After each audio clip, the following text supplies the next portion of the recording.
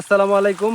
আপনারা দেখতে পাচ্ছেন আমরা আজকে মাছ আসলে কাটাই করতেছি, কিভাবে কাটাই করি সেটাই আপনাদেরকে দেখানোর চেষ্টা করতেছি। দেখেন আসলে আজকে পূর্ণাঙ্গ প্রসেসটা আপনাদেরকে আমি বলে দেবো যে শিং মাছ আসলে কাটাই করে কিভাবে। আমাদের এই যে কি বলবো বড় ভাই, সে আজকে খুব টেনশনে আছে, বুঝতেছি না আসলে আজকে তার মনটা আসলে ভালো নাই মনে হচ্ছে।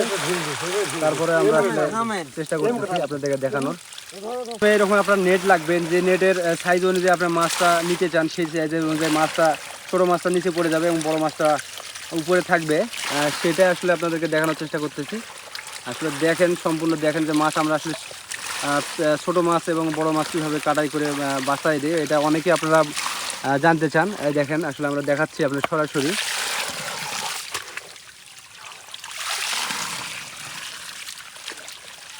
বাছাই করে মাছ দিলে আসলে মাছের রেজাল্টটা সবসময় ভালোই হয়, কারণ আপনারা জানেন যে মেইল মাছটা যেটা সেটা বড় হতে চায় না আসলে, যেটা